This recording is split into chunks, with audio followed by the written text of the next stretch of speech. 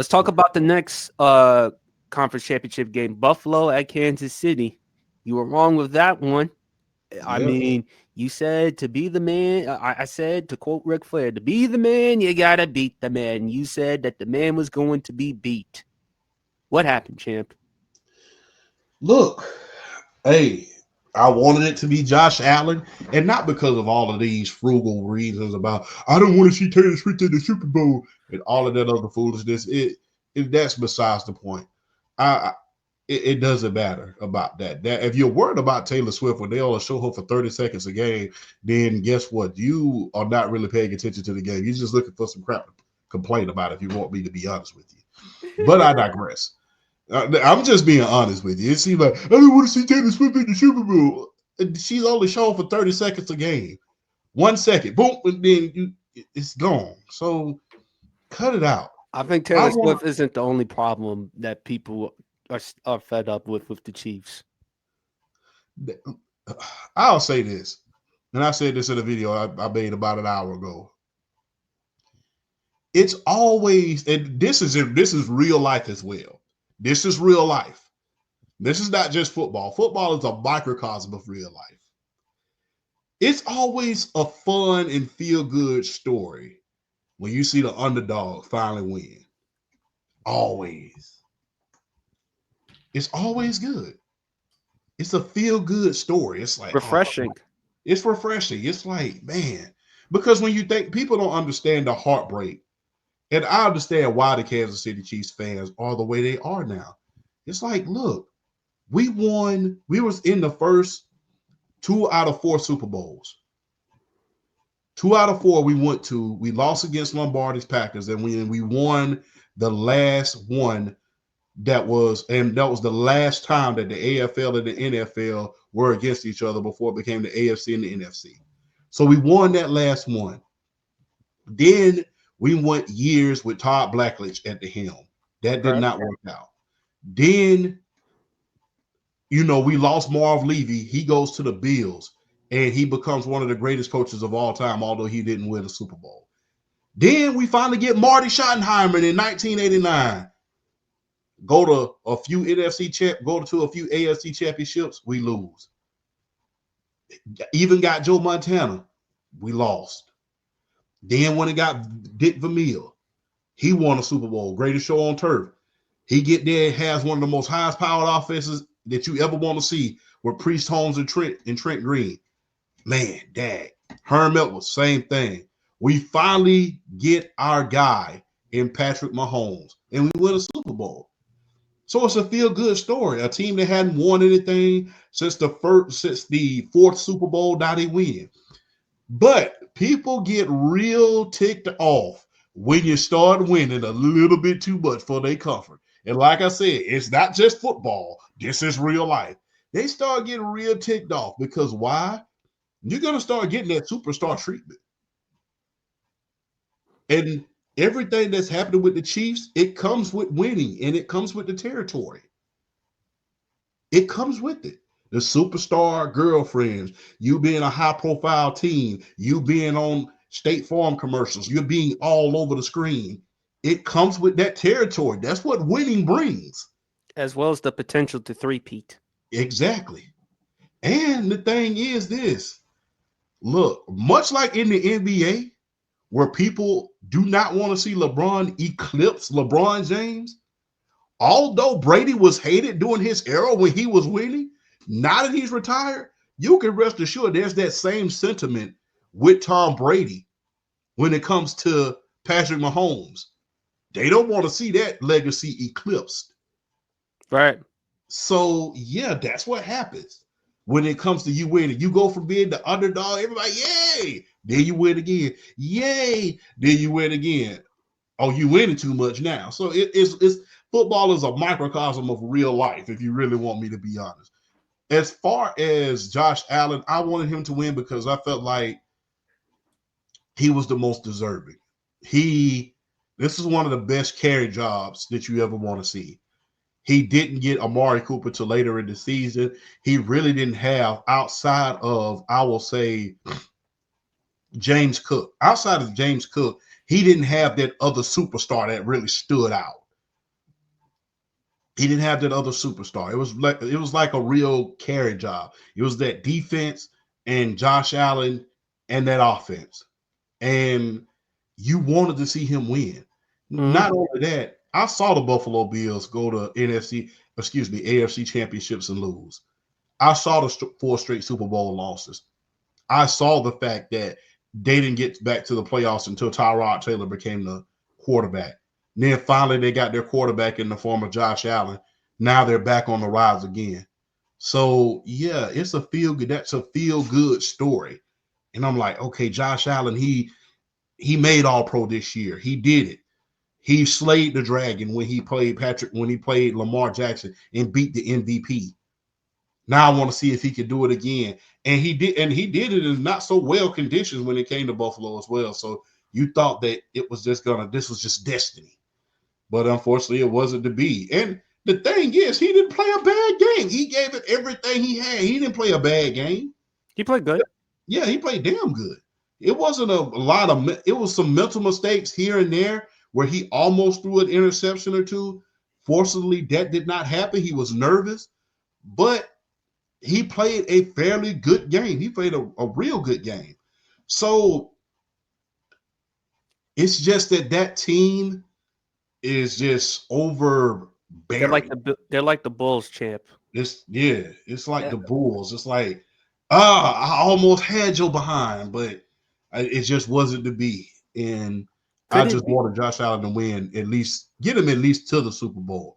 Once you got there, okay, but I mean, I wanted Josh Allen in order to win, at least go to the Super Bowl and possibly win one because he carried this team so much, and that's the reason why I wanted him to win. Nothing against Patrick Mahomes, but I wanted Josh Allen to win one, not just for the legacy of Buffalo, but for those fans who are the best fans in the world, man. You know what they did for Mark Andrews and the charity after that drop pass in the Man, division.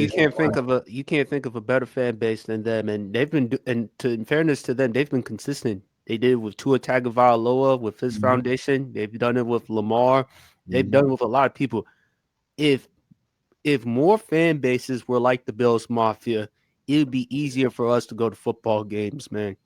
It's getting to a point I don't even feel comfortable going to football games, and I love it. It's fun, but it gets crazy. Uh, well, I mean, considering where you are, not to consult anybody, but you're in enemy territory, I would say, up there. Yeah. You know where you at? You in Philadelphia territory, and they can get rowdy at this point. But they can get rowdy at times. Rowdy, did you see the videos, the I photos of saw them? the video, but look, we keeping it PG. We gonna be kind. They We can don't have get rowdy. we don't have to get into all the details, but boy, I'm like, what? It's like, man, I thought this was a celebration, not I thought this was a celebration, not Iraqi freedom. But I digress. but that's why I want that. Well, I'll save it for the next Friday. But I yeah, mean, but I think Chad, I think this is where it's gonna be with Mahomes still in the NFL, man. I just think Josh Allen is another victim of Patrick Mahomes. Same thing with Lamar Jackson. Yeah, I've won league MVPs. Well, he's won two. He's about to win three, yeah, but I still can't get to a Super Bowl. Same thing with Josh Allen. I mean, the San Francisco 49ers, I've been to two Super Bowls, but I still can't get the job done. yeah, And don't be surprised, Philly, if y'all lose this one. Not saying y'all gonna lose, but don't be surprised because as you mentioned, champ, preferential treatment. Don't be surprised if the refs in the Super Bowl call a controversial flag because of the special treatment of Patrick Mahomes, of an Andy Reid, of a Travis Kelsey, because they got Taylor Swift there. Okay, don't be surprised at all. And look, man, them Eagles fans. Well, that's a story for another day. I digress. I they're just rowdy. think They're rowdy. I thought they should have incorporated James Cook more though. James Cook. They should have gotten James Cook the ball more because man, he was getting it going. Um, and look, man, we keep talking about the Eagles D line. Let's not underestimate the Chiefs D line with Chris Jones, George Kalafdis, Steve Spagnuolo is gonna. I mean, he's gonna do something, and he's got enough time for the Super Bowl to call up a game plan. So we know what the defensive coordinator, what the Eagles are gonna do.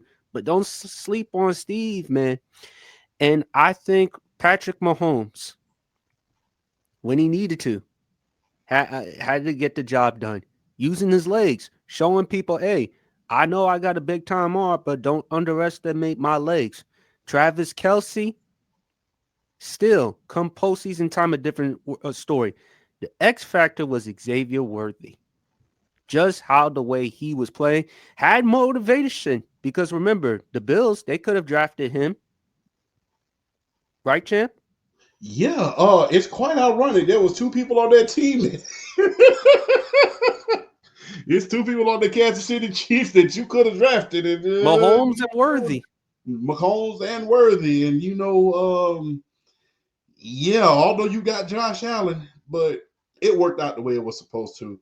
The thing is, you have to ask yourself this: how would it be for Patrick Mahomes to play with and a defensive coach versus Andy Reid?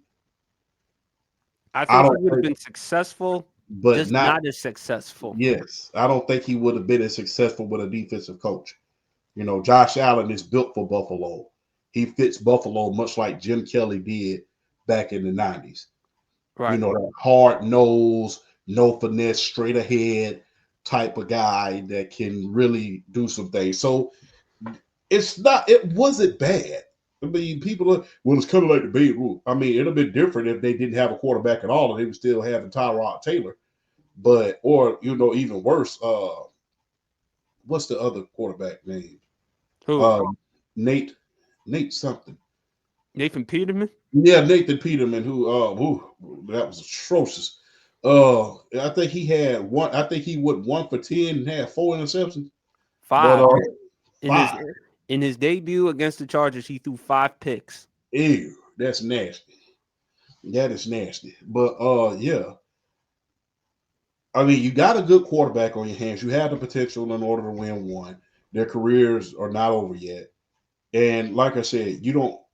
I don't fault Buffalo for that. They didn't have an Andy Reid. They didn't have an Eric Bieniemy and guys in place like that. They didn't have a ready-made team. So yeah, I understand.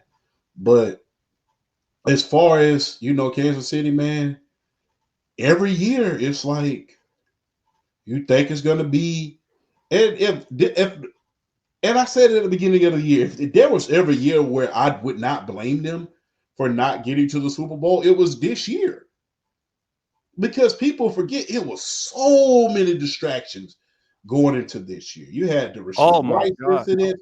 You had it was like, Don't man, forget don't forget, champ, the parade last year. yeah, The tragedy of the yeah, the parade. tragedy at the parade. You Rasheed had, Rice. yes, and then you had darn near the entire offensive line, backups and starters getting arrested, and then Mahomes with his parents. It was just, during the off season. I had never reported on so much stuff going on as I did last year with the Kansas City Chiefs. Other than the '94 Cowboys when they came into that, I'm like, if they don't make it back to the Super Bowl this season, I pretty much get it at this point because there was a lot of distractions going on with that team. Not to mention, at the beginning of the year, Rasheed Rice, he got hurt. Remember, he tore his ACL at the Yes, he beginning did. of the year. And they So, and then they ended up getting DeAndre Hopkins and stuff. But champ, that's the beauty of Andy Reid. Andy Reid is known for giving people second chances.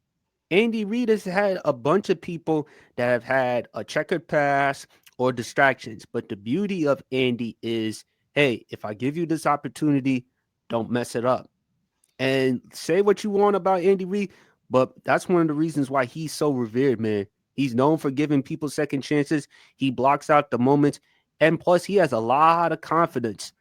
The 4th and 1, that play in which he allowed Patrick Mahomes to use his legs, brilliant play calling on Andy Reid. Brave, though. because it's in Kansas City's territory, not Buffalo's territory. Usually you would punt, but Andy Reid is like, man, I ain't afraid. I've been through this. I got the best quarterback in the NFL. I got the best toy there. I'm gonna come up with a play. And I think with and with Mahomes, those two are meant for each other.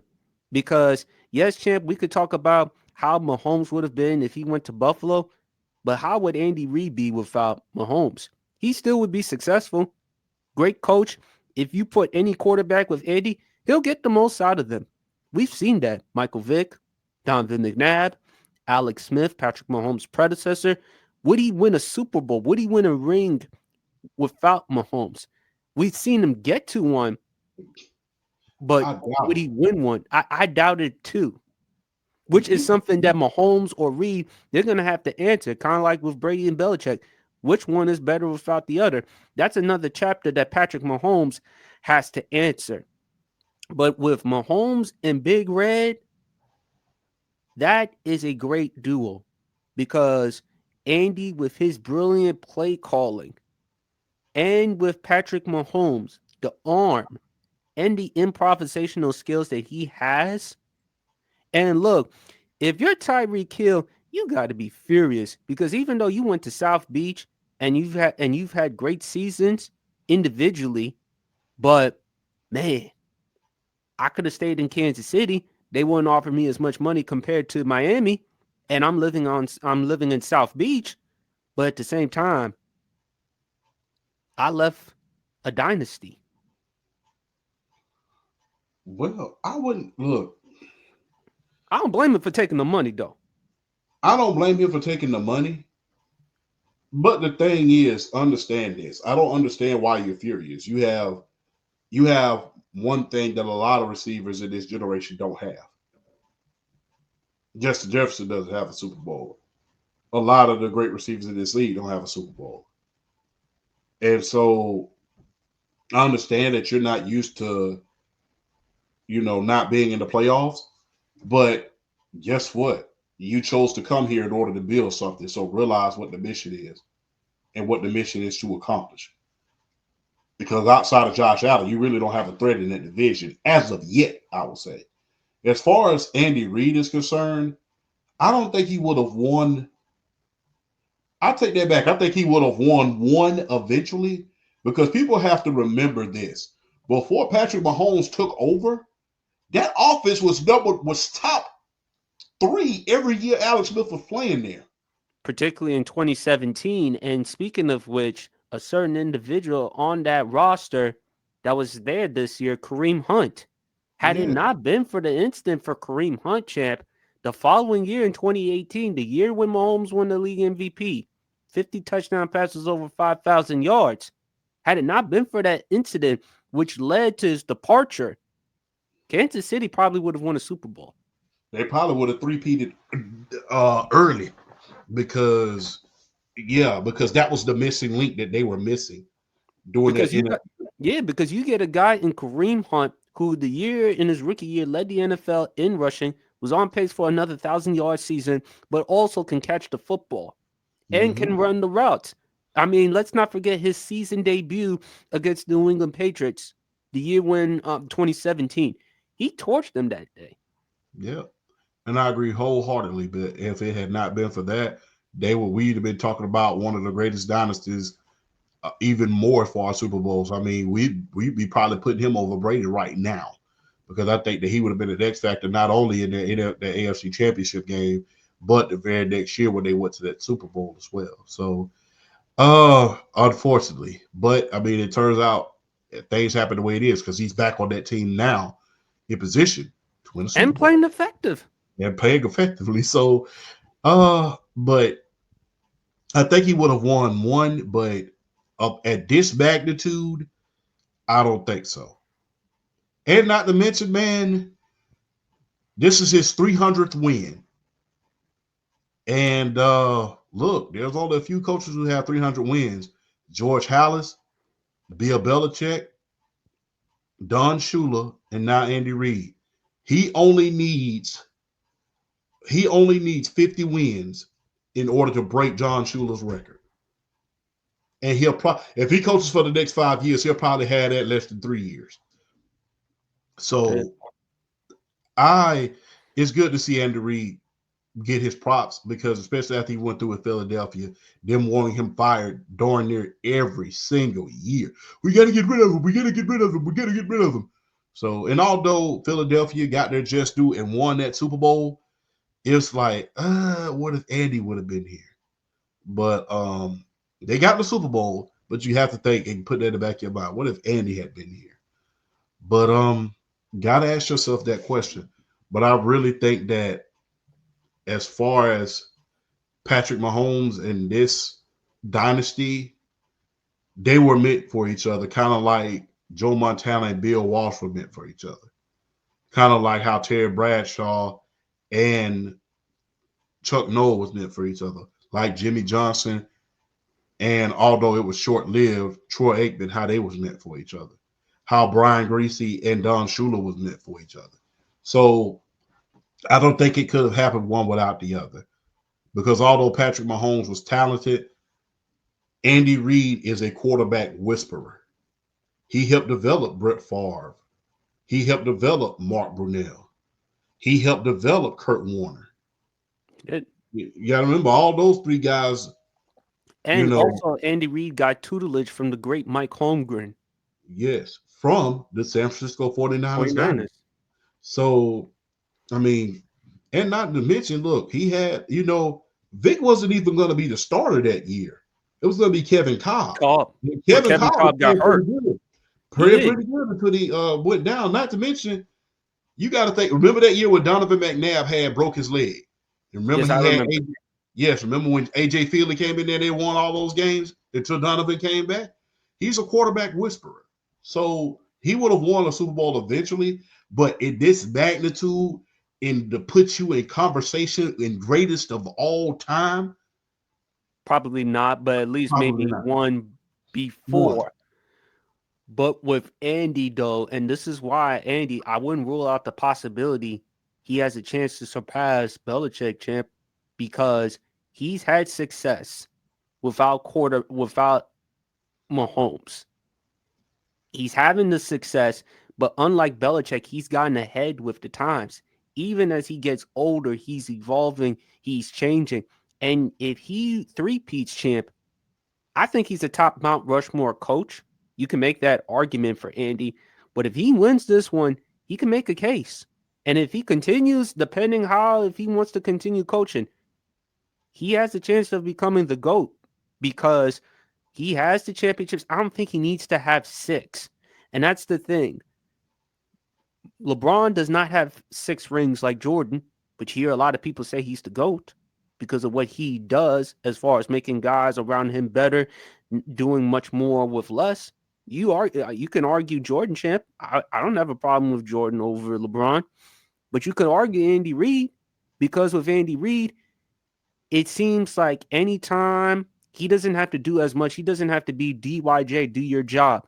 He can hold players accountable. He's given players second chances. He's evolved. He's a brilliant offensive mind. He's shown that he can succeed without Mahomes because with Belichick, without Brady, I respect Bill Belichick, champ.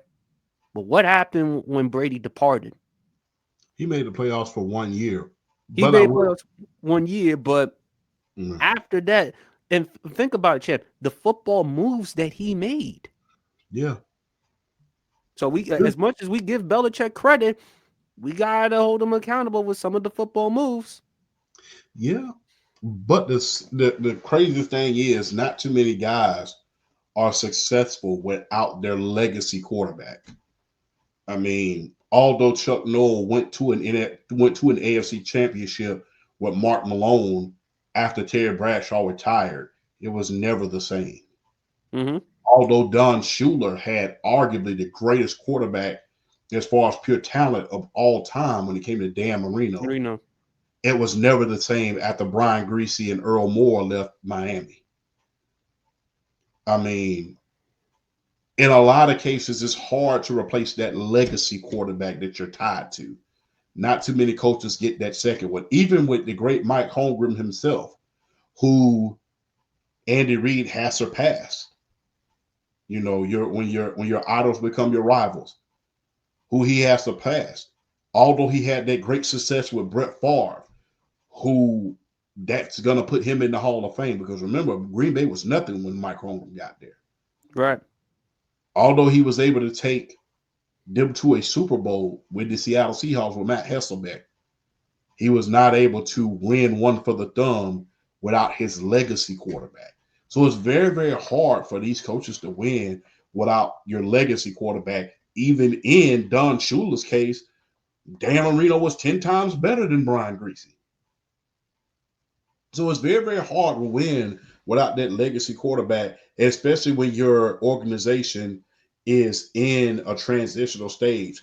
Plus, you have to give this a lot of thought as well. As time went along in New England, the coaching staff changed. It changed dramatically because some years you had Josh McDaniels, although he was a bad head coach, he was one heck of an offensive coordinator. Mac Jones had his greatest year under Josh McDaniels. 2021, the rookie year. Yes, he did. So that coaching staff changed after after those first couple Super Bowls. Then they had to switch offensive coordinators. There was no more Romeo Crennel. There was no more Charlie Weiss. There was no more a lot of those guys that was Matt in there. Patricia. Yeah, Matt Patricia that was in there. They probably should have exiled him and put him in Boston. But I digress. But there was no more of those guys. So he had to do what he could as far as getting that staff and filling out that staff. But in credit to Bill Belichick, he made it to the playoffs in Cleveland with Vinny Testaverde. He did. He made it to there. And had he been allowed to stay in Cleveland and the sale hadn't happened, I think he would have did some great things there. Not to mention his coaching tree, when you think about it, is off the charts because guess what? Oh, Andy Reid's coach tree? No, Bill Belichick. Oh. His coaching tree and his staff tree is off the charts because when you think about who was in Cleveland with him, Nick Oh, Saban okay. was in Cleveland. Nick Saban, arguably the greatest football coach in college of all time. Yeah, no question. Remember Ozzie Newsome, the Greatest. greatest general manager of all time, next to Bill Polian, I will say, probably even better than Bill Polian, because he understood Lamar Jackson and how to bring him along. Drafted Ray Lewis, Jonathan Ogden, Ed Reed, drafted Hall of Famer after Hall of Famer after Hall of Famer. Mm-hmm. He worked up under Bill Belichick. A lot of the general managers that we're seeing in the league right now were under Thomas Dimitroff. Just to name a few, were under Bill Belichick. So Bill Belichick wasn't one of these run-of-the-mill type of guys. It's just that as time goes on, corporate rating happens. Guys want to go and get their money and get the credit for what they're doing. And it was just unfortunate that a lot of guys wasn't Bill Belichick. And wouldn't be the first time that has happened. A lot of guys wasn't Bill Walsh. For every good coach that Bill Walsh put in head coaching position, there were several bad ones. When you think about Al Grove, Dick Gerard, a lot of those guys, yeah, they were pretty bad. Ray Rhodes, mediocre. Yeah, there was a lot. For every great coach that was on that staff, there was a hell of a lot of mediocre ones. So big ups to Bill Belichick for that. And like I said, when you have a team in transition like that, and you don't necessarily have that veteran leadership that you're used to having, then it kind of disappears. The same thing that happened with San Antonio up until Wemby came along. Mm-hmm. When Wemby came along, everything changed. And unfortunately, before he went to college, I don't think that Bill Belichick was able to have his Wemby. But because see, now that Wemby's in the league, that San Antonio, R.C. Buford, and Greg Popovich is looking a lot better. Although Greg Popovich is still out, I think. But you see the difference when you have a star player to build around versus when you don't, when you think about Mac Jones and Bill Belichick. Like I said, the Patriot way started and ended with Tom Brady, just like the San Antonio way started with the Admiral and David Robinson and ended for a short period of time when it came to Tim Duncan's retirement. Unlike the New England Patriots, the Spurs was just able to bring in another player who was similar to those two when it came to David Robinson and Tim Duncan. Quiet, mild mannered, really not loud, and that fit the Spurs way. The Bill culture. Belichick, unfortunately, was not able to bring in their football version of Wimby in order to fit the Patriot way. And I think that's what proved to be their downfall. You think true? I do think that Belichick though, but the thing is with Belichick, you gotta get involved with the times. Unfortunately for you, times have changed, and you're going to have to adapt and evolve. And in fairness to Belichick in North Carolina, I see him trying to get some recruits, and he's doing so far a good job. I've showed you a couple of them pictures of some of the quarterbacks and some of the players that he's looking at to recruit to North Carolina. But I think with Tom is a once in a lifetime quarterback that you lose, and it's going to be hard for the next quarterback to step in. Like with Jim Ross says, that's like the next cowboy replacing John Wayne. How the hell you gonna do that? I mean, that's like um that's like the next Laker who's a center replacing George Mikan or Will Chamberlain, Kareem Abdul-Jabbar, Shaquille O'Neal. How you Yeah. gonna do that? But I think with Andy, the thing is with Andy, he's just gotten ahead with the times. And I think Andy does a better job talking and relating to the players. And I think that's what gives Andy a unique edge because guys like Deshaun Jackson, LaShawn McCoy, others, they love about Andy. I mean, he's the type of person and he's relatable. Andy's the type of person you can hang out and grab a couple of cheeseburgers with. That's the type of person that Andy is, man. But if the Chiefs win, I wouldn't mind seeing Andy Reid win another Super Bowl because by all accounts, Andy Reid is a great guy. And Andy, like I said, he's known for giving people second chances. Andy has had difficulties in his life with his family and everything else, and still he's able to go through it. And if the Eagles lose the Super Bowl to Andy, hey, we had that head coach for 14 years.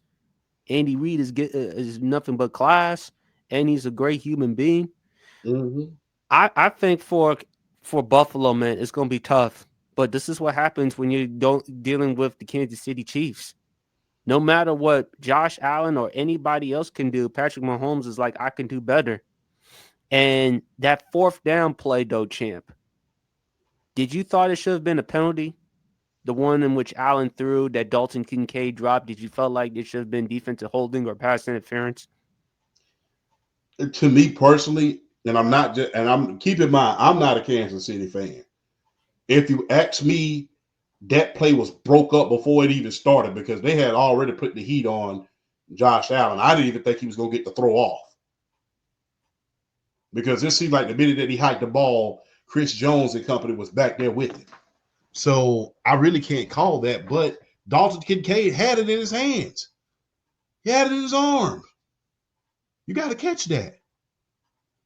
So And that was a hell of a throw by Allen, yeah, but under pressure, under pressure.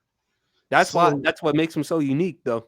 yeah, under pressure. I mean, you had it in his hand. It bounced off right off the outside of it.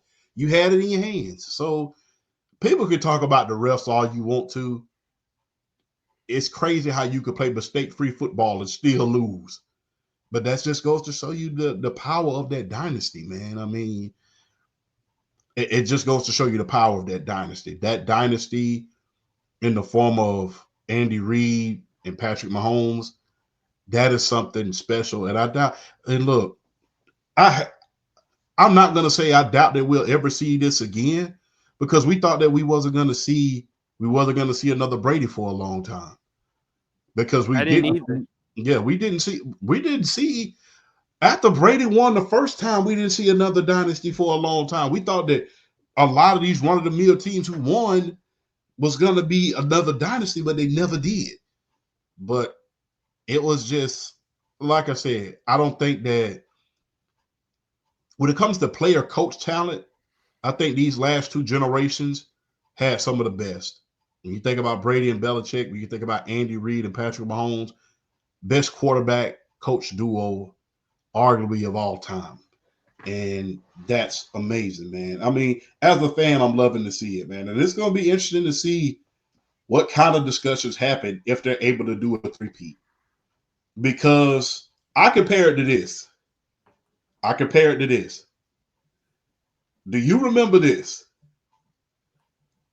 Remember this. Remember when Magic Johnson and Larry Bird, they was considered the greatest of their generation. Yeah. And Magic had 5 rings, Larry had 3 rings. And Magic was the last team to go back to back. Yeah.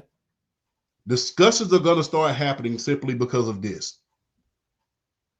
Jordan was able to do something that neither one of those guys did. Not Dumars and Isaiah, not Magic and Kareem, or Bird with Kevin McHale and Robert Parrish. He was able to do something that they were not even able to do, and that's three-peat. No one had ever three-peated since the Boston Celtics of the 60s. Not once, But twice. twice. But that first one, but going back to that first one, that's when people started calling him the greatest of all time. Especially considering that he was facing the league MVP in Charles Barkley in that finals. So that's what I compare it to. When he first won when Jordan won his first three-peat after Magic and Bird retired. That's when they start calling him the greatest of all time. Speaking of which, champ, you Yeah, also forgot a very key component. MJ at the time was dealing with a lot of controversy because remember the Atlantic City during yeah, that time. yeah, the Atlantic City, and a lot of other things. The golfing, the Jordan and Me book, and the Chicago Bulls book with Sam Smith, all of Right. that. And you previously mentioned just the amount of controversy Kansas City was dealing with. Yes, so it's kind of Coincidence? poetic justice that we're talking about this at this point.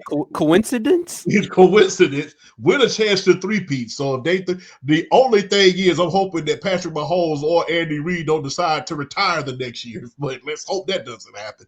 But yeah, I think it's quite ironic that we are on the verge of that, and the stories are kind of parallel. You know, the controversy with the Chicago Bulls, the controversy with the Chiefs, them going for a three-peat, and them going up against a very high-powered team, a very capable team of beating them. I mean, because Saquon and Jalen Hurts and that offense and that defense, that's a very capable team of beating them. This is not just some run-of-the-mill team. And Brandon Graham is looking Was to come back for the Super Bowl. yes.